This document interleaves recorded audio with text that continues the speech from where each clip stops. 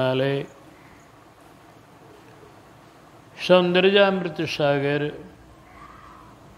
शील सागर, स्नेह सागर, राजीव नयन रघुनंदन सरकार की अहेतु की कृपा से हम लोग भगवान की मंगलमयी कथा मंदाकिनी में अवगाहन करने का अतिशय अनुपम अवसर प्राप्त किए। वो भी कथा अभी चल रही है भगवान के प्यारे प्यारे भक्तों की। भक्त भगवान दोनों एक ही हैं। भगवान की कथा चलेगी तो उसमें भक्त की भी कथा आएगी और भक्त की कथा चलेगी तो भगवान की भी आएगी। दोनों का ऐसा आपस का संबंध है जो कभी छूटने वाला नहीं। एक प्राण दो देह खाली हैं बस। इसलिए आप ये भगवत चर्चा भी सुन रहे हैं और भक्त चर्चा भी सुन रहे हैं। कल तक के प्रसंग में आपने बलि जी के चरित्र का श्रवण किया। बलि जी ने अपना सर्वस्व दान कर दिया भगवान को और आत्मनिवेदन भक्ति के आचार्य बन गए। हाँ,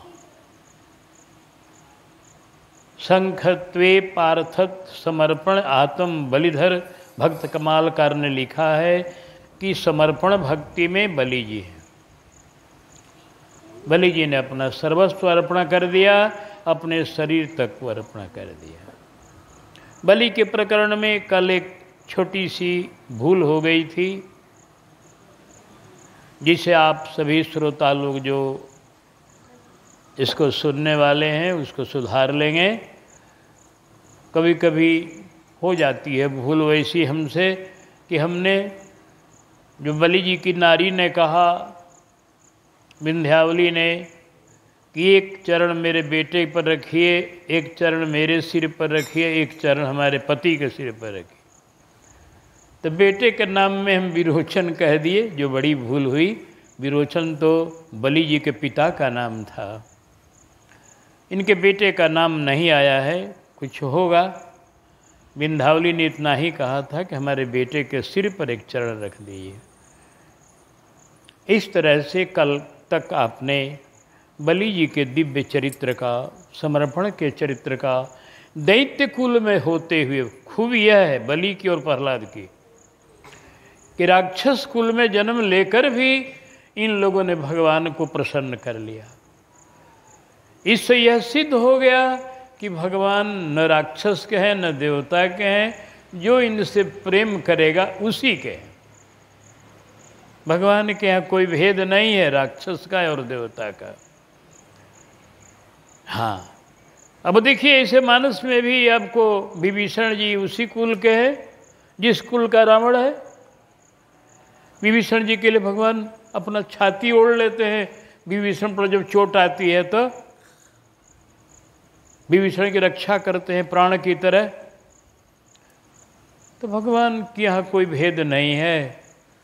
वहाँ चाहे कोई राक्षस हो कुल का, चाहे देव कुल का हो, चाहे राक्षस कुल का हो, चाहे ब्राह्मण हो, चाहे क्षत्रिय हो, चाहे वैश्य हो, चाहे शूद्र हो, चाहे नारी हो, चाहे पुरुष हो, राम ही केवल प्रेम प्यारा। बस उनको एक वस्तु प्रेम प्रिय है। वह प्रेम जहाँ रहे वहीं भगवान है। आइए अब आज के प्रकरण में, अब महाराज जी ने जो पहला खंड भक्तमाल लिखा है उसके क्रम से हम चल रहे हैं और इसी बहाने महाराज जी के पहले खंड की हम थोड़ी सी उसका चिंतन मनन भी कर लेते हैं और देख भी लेते हैं पदों को। तो उसमें माता अनुसुईया का चरित्र आया है। इसके बाद बलि जी के बाद हमारे परम भक्ता विनीता के मन में आया था कि मानस की कथा हो, तो भगवान ने वो योग पूरा कर दिया। वो अब इसके बाद मानस की 3 कथाएं गुरुजी लिखे हैं। एक तो अभी माता अनुसुईया की, एक तुरंत केवट की, एक सबरी की और हनुमान जी की। ये 4 कथाएं मानस की हैं जो आप महाराज जी के पद के माध्यम से उस कथा को आप श्रवण करेंगे। महाराज जी ने कितना बढ़िया, कितने सुंदर ढंग से भक्तों के चरित्र को उजागर किया है। माता अनुसुईया बतावेंगे। माता अनुसुईया किनकी बेटी है, पहले बताइए शुरू से। बोलो विनीता, किसकी पुत्री हैं ये? हैं? देवहूति जी के। पिता का नाम बोलो रवि। करदम जी। करदम प्रजापति, बहुत बढ़िया। हाँ, इनके पिता का नाम, अनुसुईया जी के पिता का नाम करदम प्रजापति है। माता का नाम देवहूति है। इनके भाई का नाम बता दे कोई, अब तो हम जाने कि आप लोग खूब पढ़े हैं। इनके भाई को बड़ा बढ़िया है। श्री कपिल देव जी हैं? हाँ, कपिल देव जी। हाँ, कितना बढ़िया, कितने बढ़िया परिवार किए हैं कि कपिल देव जी भाई हैं जो आज तक तपस्या कर रहे हैं, जो माँ को उपदेश दिए अपने मुंह से। कपिल देव जी भाई हैं और करदम प्रजापति इनके पिता हैं, देवहूति इनकी माता हैं और अत्रि इनके पति हैं। रहती हैं चित्रकूट में। इनकी कथा तो पातिव्रत में इनका नाम बहुत सुंदर ढंग से लिया जाता है। बड़ी भारी तपस्विनी है। चित्रकूट में पहले जल नहीं था, वैसे जल के लिए बड़ी किल्लत थी, वहाँ बड़ी दिक्कत थी जल की। हाँ, हनुमत धारा पर एक धारा चलती थी, उससे लोग अपना जल का काम चला, लेकिन बड़ी ऊंची वो पर्वत पर धारा है, बड़े ऊंचे पर्वत। या गोदावरी की भी धारा थोड़ी चलती है, गुप्त गोदावरी की। लेकिन माता अनुसुईया ने तो ऐसी कृपा करी कि एक बार चित्रकूट में 12 बरस का नहीं, 12 बरस के अकाल में जनता मरने लगी थी, और जनक जी के राज्य में, जिसमें किशोरी जी को आना पड़ा। और यहाँ वर्णन है शास्त्र में कि 100 बरस का अकाल पड़ गया। अब 100 बरस की अनावृष्टि कितना कष्ट दे सकती है, इसे आप कल्पना करें। लोगों का कष्ट देखा नहीं गया अत्रि जी से, उन्होंने अपना आंख बंद कर लिया, तपस्या में लीन हो गए। अनुसुईया माता बिना भोजन बिना पानी के तपस्या के बल पर अपने पति की सेवा करती रही। ऐसी अवस्था में बराबर पति के पास रहती, देखती रहती, उनकी रक्षा करती रहती और बैठी रहती, तपस्या में वो भी लीन रहती। इनकी घनघोर तपस्या को देखकर, इनके इस महाव्रत को देखकर कि बिना अन्न के बिना जल के ये तपस्विनी पति की सेवा कर रही है,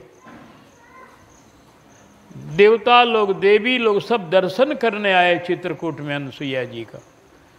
उसी में गंगा मैया आई, शंकर जी आए, तो और देवता लोग दर्शन करके चले गए, शंकर जी और गंगा जी रह गए दोनों। इनको मन था कुछ अनुसुईया जी की सेवा करने को, कहा इतनी त्यागमयी देवी है, कुछ इनकी सेवा होनी चाहिए। शंकर जी ने शंकर जी और गंगा जी दोनों रुक गए। उस समय करीब करीब 54 बरस हो चुका था अत्रि जी को समाधि लिए हुए 54 बरस पर समाधि इनकी खुली। समाधि खुलते ही कहा, देवी, अनुसुईया माता ने कहा, कहिए सरकार, हमको प्यास लगी है, ये कमंडल में जल कहीं से ले आओ। माता अनुसुईया कमंडल लेकर जल चिल्ला निकली। गंगा जी वहीं खड़ी थी। कहा, देवी कहाँ जा रही हो? गंगा जी कुछ दूर पर खड़ी थी उधर। कहा, कहाँ जा रही हो? कहा, हम जल की खोज में जा रहे हैं, हमारे सरकार को प्यास लगी है, अभी समाधि से जगे हैं। कहा, देवी कहीं मत जाओ, मैं गंगा जी हूँ, आज सेवा करने के लिए ही आई हूँ, बड़ी बढ़िया अवसर आया हमारी सेवा का। एक काम करो, एक गड्ढा बना दो तुम अपनी तपस्या की शक्ति से, एक कुंड बनाओ। तो माता तो बड़ी शक्तिमान थी, उनकी तपस्या की संकल्प जो करती थी होता था। माता अनुसुईया जो संकल्प कर ले हो जाए, बस संकल्प किया और तुरंत एक कुंड तैयार हो गया। गंगा जी उस कुंड में जल रूप हो करके और जल रूप हो गई। तो मैया ने, अनुसुईया माता ने उसमें कमंडल डुबाया और ले करके पहुंची। अत्रि जी के पास जल दिया पीने को। अत्रि जी ने कहा, अरे देवी, ऐसा जल चित्रकूट में नहीं है, ये तो अमृतमय जल है, ये जल सामान्य नहीं, कहाँ पाई हो तुम? उधर गंगा मैया से निवेदन किया था, गंगा मैया तब तक तुम रहना, अभी गायब न हो जाना, जब तक मेरे पति देव दर्शन करने तक ना आ जाएं। दर्शन करने जब आ जाएंगे तब जैसा होगा वैसा कर। अत्रि जी ने कहा, तब मैया ने बताया कि गंगा जी का जल है, गंगा जी आई हुई हैं। कहा, कहाँ है? कहा, कुंड में। तब कहे, चलो हम भी दर्शन करेंगे। उनका दर्शन करने आए, प्रार्थना करी, वंदना करी, प्रणाम किया और कहा, गंगा मैया, चित्रकूट के इस प्रदेश में आप निवास करो। गंगा मैया ने कहा, मैं निवास करूंगी, सेवा करने के लिए आई हूँ, लेकिन मैं आपकी तपस्या कुछ लूँगी तब रहूँगी, उसी के बल पर। अपने 1 बरस को जो आपने शिव जी का पूजन किया है, आराधना किया है, ध्यान किया है, चिंतन किया है, उसका फल हमको संकल्प कर दीजिए, बस 1 बरस के शिव पूजन का फल। तब अत्रि जी ने संकल्प किया और आज तक मंदाकिनी रूप में गंगा जी प्रवाहित हैं। आप जा सकते हैं, देख सकते हैं, आज भी अनुसुईया पर्वत से गंगा जी की धारा सबके सामने निकलती है। ये नहीं कि कोई छिप करके, अनुसुईया जी के पर्वत से ही वो धारा निकलती है, वहीं से नदी रूप में बहती हुई आगे बढ़ती है। मंदाकिनी जी, अब वो जल कोई कितनों प्रयास करेगा, सोचेगा, तो उसको गंगा जी को मानना पड़ेगा। आखिर वो जल कहाँ से आता है उस पर्वत पर? सालों भर। ये नहीं कि चलो बरसात में वर्षा हुई तो जल बह गया, ऐसा नहीं है। हनुमत धारा का जल, चाहे अनुसुईया पर्वत का जल, मंदाकिनी का अथवा गुप्त गोदावरी का जल सालों भर बहता है। ये सब आश्चर्य है। एक और जल की धारा चलती है, उसका क्या नाम है? वो धार कुंडी। हाँ, वो भी जल सालों भर। अभी कहाँ से जल आता है कौन बताएगा, सिवाय ईश्वर की कृपा के। इतना जल कहाँ से आएगा महाराज? अब धार कुंडी का जल बराबर गिरते रहता है, सालों भर एक रस। कहीं पर्वत में जल भी इकट्ठा होगा तो उसकी कोई सीमा न होगी, कब सीमित होगा थोड़े। तो ये भगवान की बड़ी विचित्र व्यवस्था है जगह जगह, जो बुद्धि से परे है। अनुसुईया माता ने, गोस्वामी ने लिखा है मानस में, हो सुरसरी धार नावो मंदाकिनी।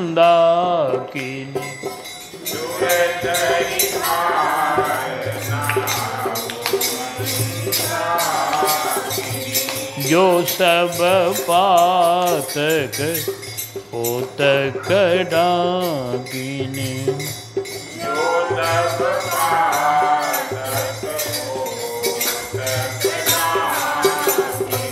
नदी पुनीत पुराण बखानी। नदी पुनीत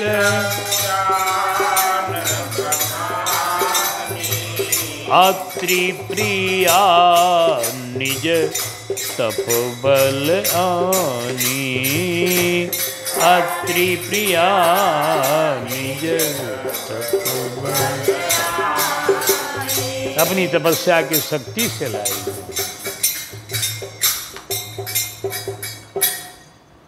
इनकी तपस्या की शक्ति और देखिए आगे।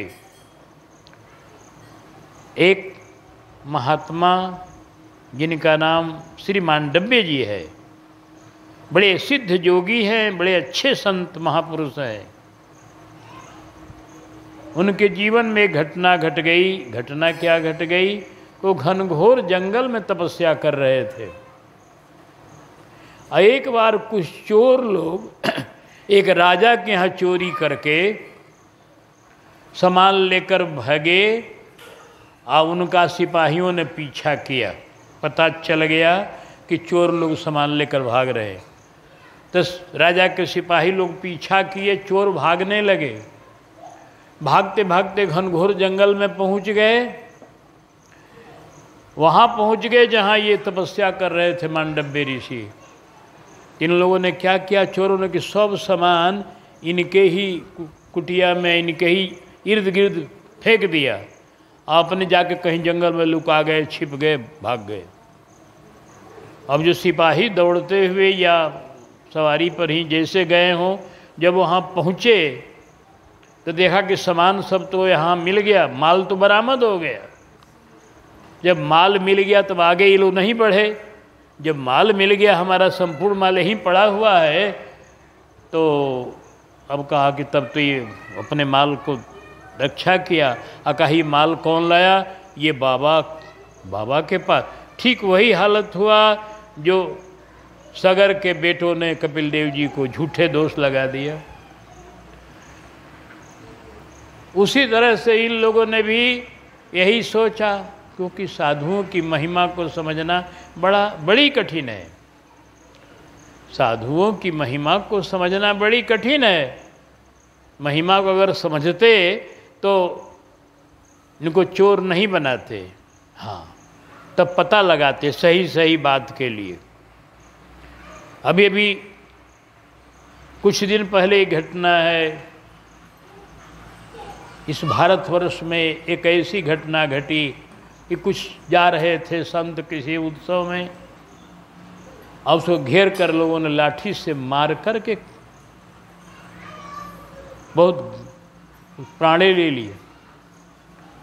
ऐसे लोग होते हैं जिनको विचार नहीं होता कि आखिर ये साधु हैं तो कहाँ जा रहे हैं, कैसे हैं, क्या हैं। आदमी ऐसे मूर्ख हो चुका है इस जगत का आदमी कि पहचान नहीं पाता। उसी तरह से मांडव्य ऋषि को पहचान नहीं पाए सेवक लोग, और गए राजा के यहाँ। बोले महाराज, लगे ऋषि को कहने कि बारे चोरी करके माल यहाँ रख के और साधु का स्वांग कर रहा है, साधु का ढोंग कर रहा है। देखो इसका। कुछ कहते भी ज़्यादा लोग नहीं कुछ कहे, नहीं तो वहीं भस्म हो जाते जैसे सगर के बेटा हो गए। ये लोग कहे कि हम लोगों को क्या मतलब है, चलो राजा के यहाँ खबर दिए। राजा के यहाँ खबर दिए लोग कि महाराज माल तो बरामद हो गया एक महात्मा के कुटिया पर, तपस्वी कुटिया पर। कहो महात्मा कैसा, जिसके यहाँ चोरी का माल रखा जाता है? बस राजा ने भी बिना कहे सुने समझे और यह भाग्य की प्रेरणा थी, उनके भाग्य में लिखा था। कभी कभी बिना कारण का आपको दंड मिल जाए तो आप समझ लीजिए कि हमारे पूर्व जन्मों का कोई भाग्य है। वही हुआ, राजा ने उनको दंड दे दिया कि इस तपस्वी को सूली पर चढ़ा दिया जाए। सूली जो है पहले का दंड था, बहुत कठिन दंड, बहुत दर्दीला दंड था, मृत्यु दंड। पुराने जमाने का ये दंड था। अब तो सूली का व्यवस्था नहीं है, फांसी की तरह ही है वह, लेकिन फांसी में तो 5 मिनट में प्राण चला जाता है, मर गया कोई, खत्म हो गया, गला दब गया, मर गया। लेकिन सूली में नोकीले भाले पर जो छड़ की तरह हो बैठा दिया जाता है और वह नुकीला भाला मल द्वार से होता हुआ और समूचे शरीर को छेद करते हुए मस्तक से निकल जाता है। माने बड़ी दर्दीली मृत्यु होती है, धीरे धीरे धीरे धीरे उसके भार से वो बैठ जाता है उस पर और धीरे धीरे घुसते हुए शरीर में से निकलता है वो। तो बड़ी दर्दीली मृत्यु होती थी, वही सूली कहते उसको। तो सूली कहा, इसको सूली पर चढ़ा दो। तो मांडव्य ऋषि को सूली पर बैठा दिया गया। समर्थवान ऋषि थे, सूली पर बैठ गए। सूली लेकिन इनके अंदर घुसी नहीं, तनी से थोड़ा सा एक हल्का सा कुछ छिद्र हुआ जरूर, लेकिन हल्का सा। उसी पर बैठे रहे चुपचाप। अब सूली पर बैठे हैं बाबा। अब सोच लीजिए, लोगों ने बड़ा आश्चर्य किया कि बाबा को सूली चुभ नहीं रही है, ये सूली पर बैठे हैं। सूली पर कोई बैठ नहीं सकता है, सूली चुभेगी ना।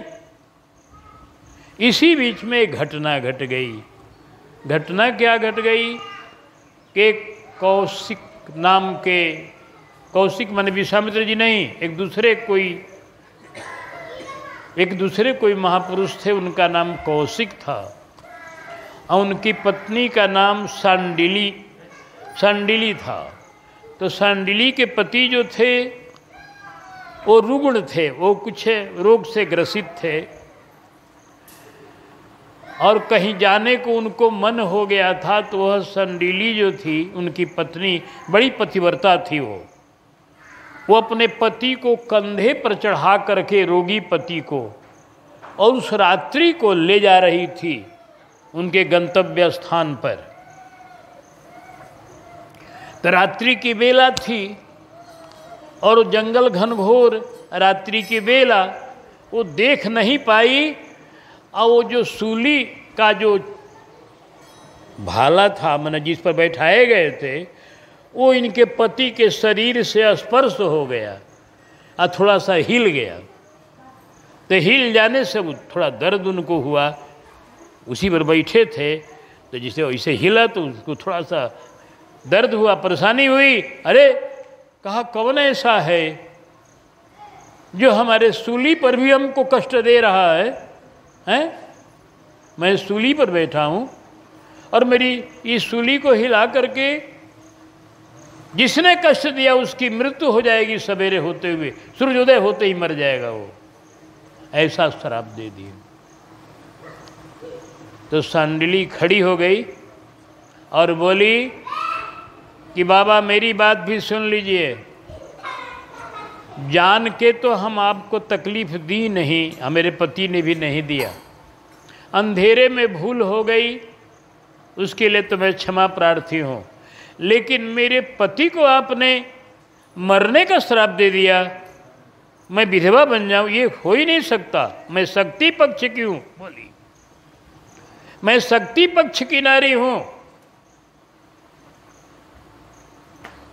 शक्ति पक्ष की होती हुई हम रो रो करके विधवा बन के जीवेंगे, ऐसा नहीं होगा, हमारा सुहाग नहीं लुटेगा। मैं पतिव्रता हूँ, मैं संकल्प करती हूँ कि सूर्योदय ही नहीं होगा, न सूर्योदय होगा और न ये पति हमारे मरेंगे। वो इतनी पतिव्रता थी कि सूर्योदय रुक गया, सूरज निकले नहीं। अब तो हाहाकार मच गया जगत में कि कब कैसे जिएगा कोई, सब मर जाएंगे। सूरज की रोशनी के बिना कोई जी नहीं सकता है, क्योंकि सूरज की रोशनी में सारे पौधों का भोजन पकता है। सभी पौधे जितने आप देख रहे हैं, फल वाले चाहे अन्न वाले, ये सभी सूरज की रोशनी और चंद्रमा की रोशनी से ही पालित होते हैं। इनमें जो अन्न होता है चाहे फल होता है, वो सूरज की रोशनी से और चंद्रमा की रोशनी से। तब तुम्हारी सृष्टि का एकदम संहार हो जाएगा। क्या हुआ? हाहाकार मच गया। सभी लोग देवता मुनि सब मिलकर गए ब्रह्मा जी के पास। पितामह, सूर्योदय रुक गया है, एक सती ने संकल्प कर लिया है, उसके पति को श्राप मिल गया है एक ऋषि का। अब कैसे सूर्योदय हो, इसके लिए आप उपाय करें पितामह। तो पितामह ने कहा कि देखो, सती से उलझना किसी के बस की बात नहीं है। एक बात है कि सती को सती बना सकती है। तो इस समय अनुसुईया जी महान सतियों में से हैं। आप सभी लोग चले अनुसुईया जी के पास, उनकी प्रार्थना करें कि जगत को बचावें। तो एक ऋषि की पत्नी है, उनके हृदय में दया है, करुणा है, वो करुणा करेंगी तो सती को मना लेंगी। तब सभी देवता और सभी ऋषि मुनि मिलकर चित्रकूट अनुसुईया माता के यहाँ पहुँचे। जय हो माता जी, जय हो माता जी। सब लोगों ने हाथ जोड़कर प्रार्थना किया, माँ जगत को बचा लो, जगत में स्थिति हो गई है बिल्कुल मरने की, सूर्योदय नहीं हो रहा है। अनुसुईया जी भी इस बात को जानती थी कि सती ने ऐसा संकल्प कर लिया है।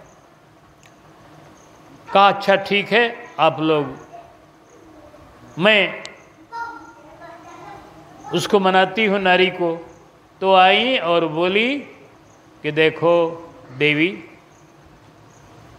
अपने पति के चलते सारे संसार को दुख मत दो, तुम सूर्योदय होने का संकल्प करो, सूर्योदय होने दो, तेरे पति को मैं जिलाऊंगी अपने पातिव्रत के बल पर। तेरा पति मर जाएगा, ऋषि की वाणी सत्य होगी, सूर्योदय होता तेरा पति मरेगा, उनकी वाणी सत्य होने दो, इसके बाद फिर मैं जिला लूँगी अपनी पातिव्रत की शक्ति से। तुम इसलिए निश्चिंत होकर सूर्योदय होने दो। और तुम्हारा पति रोगी है, अब निरोग हो जाएगा। तेरा पति बूढ़ा है, अब बिल्कुल जुआ हो जाएगा। युवा पति, नौजवान पति, शक्तिमान पति और बड़ा सुंदर स्वभाव का हो जाएगा। सुंदर स्वभाव का पति रोगहीन पति हो जाएगा, तुमको भी लाभ होगा। इसलिए तुम सूर्योदय होने दो देवी। देखो माता अनुसुईया ने सबका कष्ट दूर कर दिया और सूर्योदय हुआ। सूर्योदय जे हुआ तो उसका पति मर गया। माता अनुसुईया ने संकल्प किया कि अगर मैं मन वचन क्रम से अपने पति की चरणों की आराधिका हूँ, मैंने सपने में भी कभी किसी परपति का चिंतन नहीं किया है, तो यह प्राणी जी उठे और युवावस्था का हो जाए, निरोग हो जाए। बस सती ने जीवन संकल्प कहते हो। ऐसी महान अनुसुईया माता, इनके पातिव्रत में इतनी सामर्थ्य। अब यह चर्चा चारों तरफ चलने लगी माता अनुसुईया की कि माता अनुसुईया ने सूर्योदय करा दिया, माता अनुसुईया ने गंगा जी को चित्रकूट में ला दिया। माता अनुसुईया बड़ी शक्तिमान, बड़ी विचित्र देवी है। नारद जी बड़े कौतुकी है। नारद जी को कौतुक सुझा कि कुछ लीला होनी चाहिए, माता अनुसुईया की पातिव्रत की शक्ति संसार के सामने और प्रकट होना चाहिए। तो ये कुछ लीला रचाते रहते हैं नारद जी। हाँ, एक लीला रचाया, चले गए लक्ष्मी जी के पास। नारद जी जाकर बोले इस समय पातिव्रत में तूती बोल रही है अनुसुईया माता की। हाँ, ये नारद जी का वो बड़ा वाक्य पटुता बहुत इनकी विचित्र है। मैया लक्ष्मी को, मैया पार्वती को, मैया सरस्वती को, तीनों को ऐसा पाठ पढ़ा दिया, कहा कि अब पातिव्रत नाम दूसरे का नहीं है, माता अनुसुईया का एकदम जगमगा रहा है नाम। अब इन लोगों के मन में आ गई कि जरा उनके पातिव्रत को देखना चाहिए। जो भी भगवान की कृपा, भगवान की इच्छा से हुआ, क्योंकि तब दुनिया जानती कैसे इस देवी को। दुनिया में उनकी भक्ति को जनाने के लिए भगवान ने ऐसी प्रेरणा कर दी कि शिवा के मन में, लक्ष्मी के मन में, सरस्वती के मन में आ गई कि माता अनुसुईया की परीक्षा ली जाए। इनका नाम ऐसे ही है कि पातिव्रत इनका सही है, पातिव्रत उनका सही ही है। कहाँ तक इनका पातिव्रत का शक्ति है ये देखने का भावना मन में आया। अपने अपने पतियों से कहा कि आप लोग जाकर देवी की परीक्षा ले, कहाँ तक इनके पातिव्रत की शक्ति है, हम लोग देखना चाहती हैं।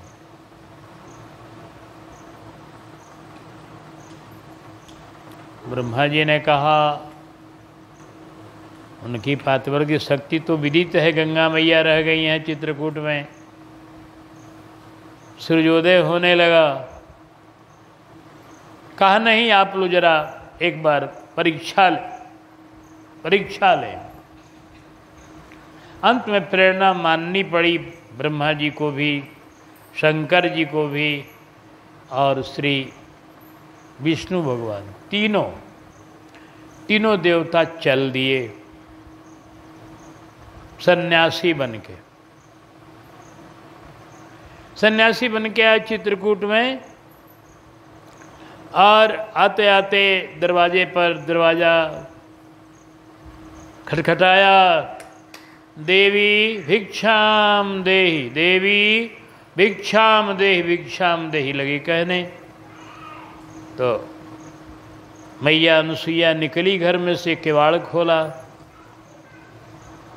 कहा अच्छा आप सन्यासी हैं? हाँ, भिक्षा के लिए आए हैं। माँ ने कहा आप बताइए आपको कौन भिक्षा चाहिए? अन्न की चाहिए, फल की चाहिए, दूध की चाहिए, पक्की रसोई चाहिए, कच्ची रसोई चाहिए, पका अन्न चाहिए, कच्चा अन्न चाहिए, क्या आपको चाहिए सो बताइए। बनी हुई रोटी लेंगे कि आटा लेंगे कि चावल लेंगे कि दूध लेंगे कि फल लेंगे, आपको क्या भिक्षा चाहिए सो बोलिए। तीनों सन्यासियों ने कहा हम लोग आप जो खिलाओगी वही खाएंगे, फल खिलाओगी, दूध पिलाओगी, अन्न खिलाओगी, जो खिलाओगी वही खाएंगे, उसमें कोई बात नहीं है, भिक्षा का कोई बंधन नहीं हमारा है। लेकिन एक शर्त है हम लोगों की, क्या? कि जो भी तुम मुझे खिलाओगी वस्त्रहीन होकर। अरे जब वस्त्रहीन होने की बात कही तो देवी जी का ये कैसे सन्यासी है, ये कैसे सन्यासी है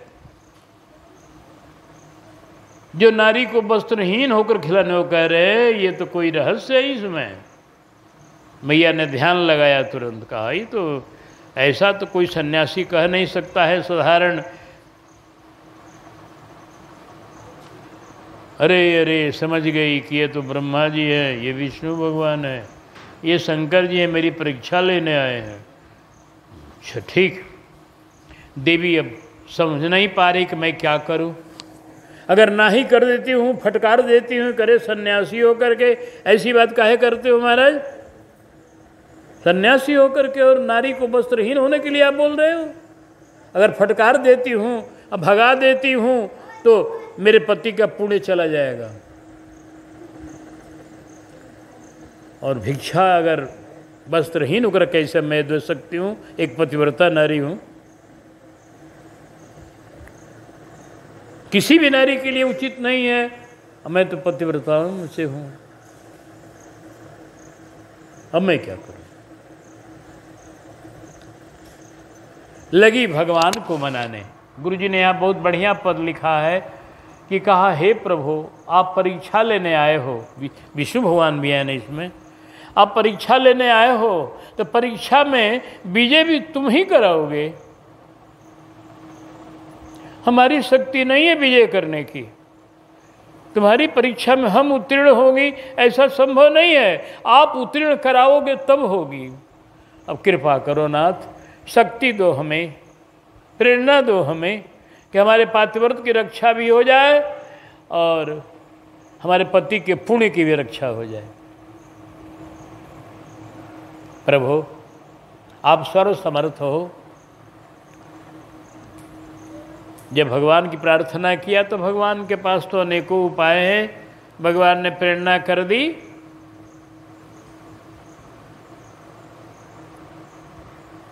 कि तुम माँ बन करके हाँ इन तीनों लोगों को बालक बना लो, छोटे छोटे। और जब एकदम छोटे बच्चे हो जाएंगे तो छोटे बच्चे के सामने नारी चाहे वस्त्र पहने रहे चाहे न पहने रहे, उसका कोई महत्व नहीं।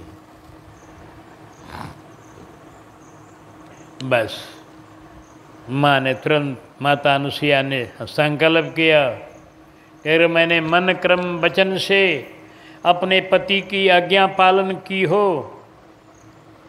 अगर मन क्रम वचन से मैंने इनकी सेवा की है और मैंने कभी भी अपने पातिव्रत का उल्लंघन नहीं किया है, सपने में भी दूसरे परपति का चिंतन कभी नहीं किया है, कि तीनों सन्यासी गोदी के बालक बन जाएं। बस इतना जीव संकल्प किया हो, तीनों कमंडलधारी एकदम छोटे छोटे बच्चे हो गए, एक एक हाथ के बच्चे हो गए। मैया ने गोदी में उठाया और तीन को पलना संकल्प से प्रकट कर लिया। तीनों पलने पर डाल दिया तीनों बच्चों को। गोदी में ले करके उनको दूध पिला दिया। हो गई भिक्षा। अपने अंचल को हटाकर और उन बच्चों को दूध पिला दिया। मैया के छाती में वात्सल्य उमड़ आया।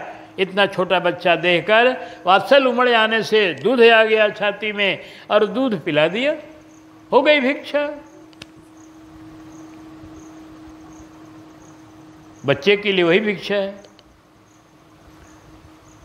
वस्त्रहीन भिक्षा हो गई और पल्ले में डाल दिया अब झूलने के लिए।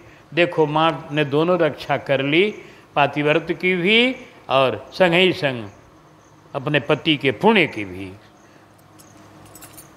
इसके बाद तो गुरु जी ने बड़ा रसमय पद लिखा, आइए दर्शन कीजिए।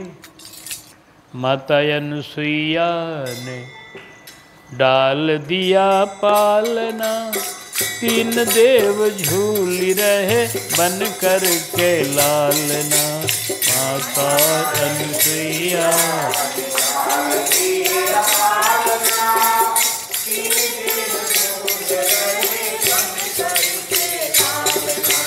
माता अनुसुईया ने डाल दिया पालना, तीन देव झूली रहे बन कर के लालना। माता अनुसुईया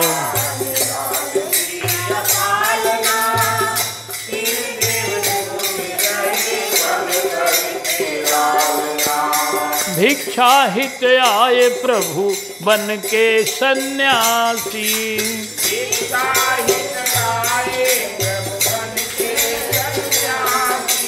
तज के बैकुंठ सत्यलोक और काशी।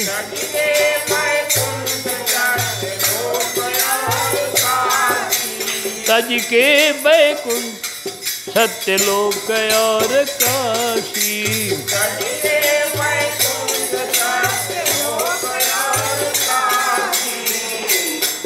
अरे निर्वस्त्र हो के भिक्षा उदर माही डालना, तीन देव झूली रहे बन कर के लालना।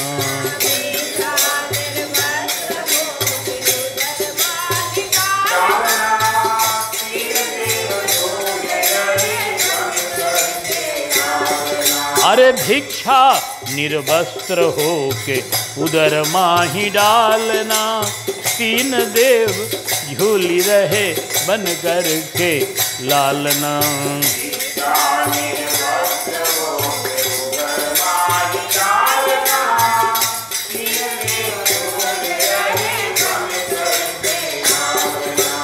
मैया जय हो।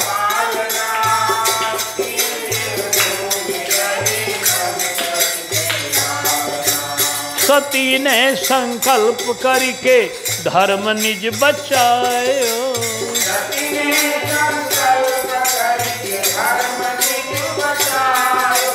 ललना बनाए पलना में पढ़ायो।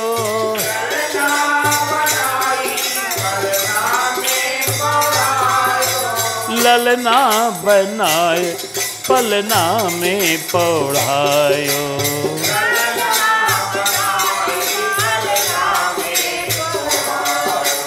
हितऊत मत जइयो बस, हितऊत मत जई पालना में हालना, तीन देव झूल रहे मन करके लालना। हितऊत मत जई हो,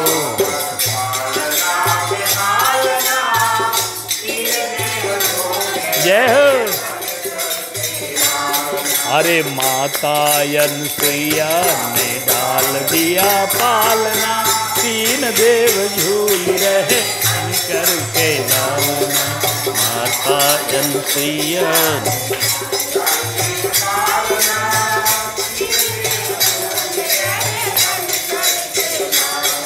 अरे हाथ पाँव फेंक फेंक मारे किलकारी,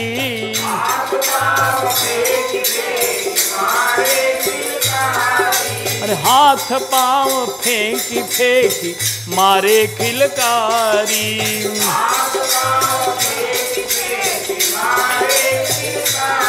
अरे छवि निहार बार बार माता बलिहारी,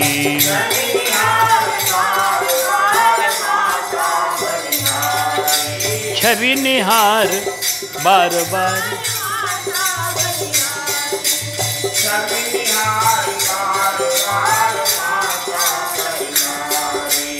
माया पति की माया की गले आज डालना, माया पति की माया की गले आज डालना, तीन देव। अरे माता अनसुईया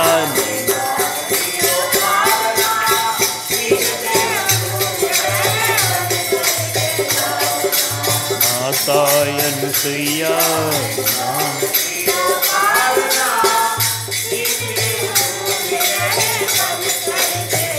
आश्चर्य ये है कि बिना गर्भ औचक ही तीन पुत्र पाए,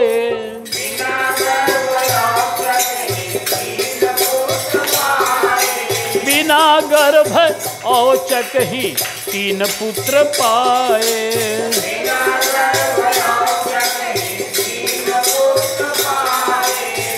अत्रि मुनि लाल लखी फूले ना समाए,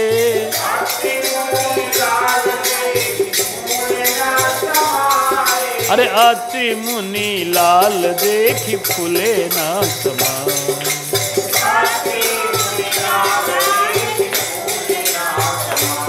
अरे अत्रि मुनि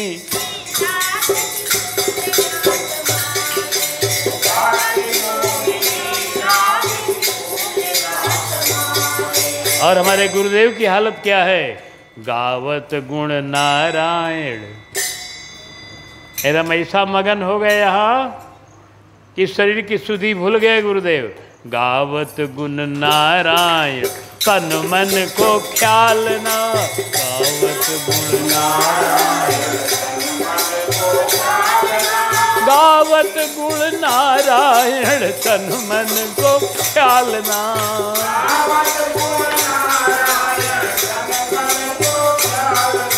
तीन देव झूली रहे तीन देव झूली रहे बन करके। अरे माता अनसुईया ने डाल दिया पालना।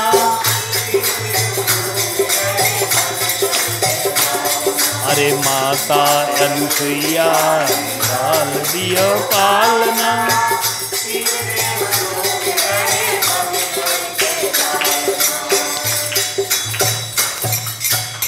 अत्रि जी आए। अरे देखा देवी ये बालक तीन तीन बालक किसके हैं? कहा आप ही के हैं। हमारे कहाँ? बड़ी आश्चर्यमयी बात कर रही हो देवी, एक साथ तीन बालक। तो कथा बताई ऐसी ऐसी बात है। तब बड़े प्रसन्न हुए कि वाह हरि देवी तूने कमाल कर दिया, अपने धर्म की भी रक्षा कर ली और संग ही संग हमारे पुण्य की भी रक्षा कर ली और ब्रह्म परमात्मा को अपने पलने में झुला लिया। बड़े मगन हुए। अत्रि मुनि लाल लखी फूले ना समाये, खूब आनंद मगन हुए। इस तरह से यहाँ आनंद चलने लगा। और अब कैलाश में, अब ब्रह्मलोक में और वैकुंठ में उदासी कटने लगी, क्योंकि वो सूना लगने लगा। विष्णु भगवान वहाँ नहीं है, अब वैकुंठ सोना, लक्ष्मी जी अकेले। कैलाश में शिव नहीं है, पार्वती अकेले। ब्रह्मलोक में अब ब्रह्मा जी नहीं हैं, अब सरस्वती अकेले। तब सूना लगने लगा। अरे अभी तक हम लोगों के सरकार लौटे नहीं, क्या बात हुई? वहाँ गए परीक्षा लेने और क्या हो गया? तब तक नारद जी पहुँच गए। बोल नारद जी महाराज की। लक्ष्मी नारायण नारायण नारायण लक्ष्मी नारायण।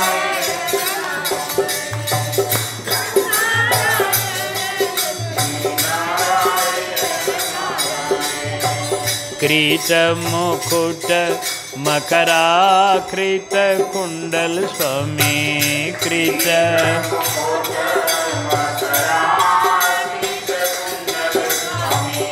कृत मुकुट मकराकृत कुंडल स्वामी कृत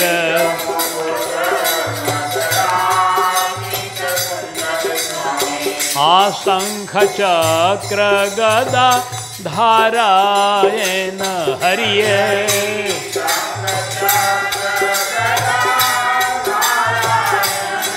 श्री नारायण नारायण नारायण लक्ष्मी नारायण।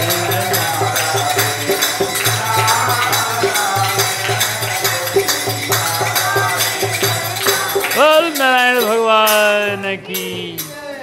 नारद जी अपनी बीड़ा झंकारते हुए पहुँचे लक्ष्मी नारायण भगवान के पास। कहा देखा तो भगवान है नहीं यहाँ, तो खाली लक्ष्मी जी हैं। अरे कहा अकेली हो क्या जी? कहा तब क्या करें? कहा कि अब कहा नारद जी गए लो परीक्षा लेने। अरे परीक्षा लेने गए और देवी ने सबको बालक बना लिया है गोदी का, और सब पलने में झूल रहे हैं। अब पलने में झूल रहे हैं। कहा अब जाओ अपने पति को ले आओ पलने से उठा कर। ऐसे ही जाकर ब्रह्मलोक में खबर दिया, कैलाश में खबर दिया तीनों देवियों को कि अब तुम लोग तुम्हारे पति सब बालक बने हुए हैं। कहा कि नारद जी कोई उपाय बताइए, आखिर कैसे हम लोगों के सरकार लौटेंगे। कहा आप जाकर अनुसुईया जी के निवेदन करो, निहोरा करो, वो बड़ी करुणामयी हैं, दयामयी हैं, एक ऋषि पत्नी है, दयामयी हैं, उनको मनाओ तब मिलेंगे तुम्हारे पति। आओ ही बड़ा शालीनतापूर्वक मिलना उनसे, जाकर उनको प्रणाम करो और कहो कि हम तो आपकी बहू हैं, आए आपसे कुछ मांगने आई हैं, अपने पति को मांग के ले आओ। नारद जी के ऐसा सिखाने पर तीनों देवियां पहुंची। दरवाज़ा खटखटाया, माता माता मैया ने कहा कौन है? बोली लक्ष्मी जी आपकी बहू। हमारी बहू? हाँ। और कौन? सरस्वती जी ने भी कहा कि आपकी बहू। पार्वती जी ने कहा आपकी बहू। मैया ने खोला, तीनों ने प्रणाम किया अत्रि अनुसुईया जी को। मैया ने सौभाग्यवती भव का आशीर्वाद दिया।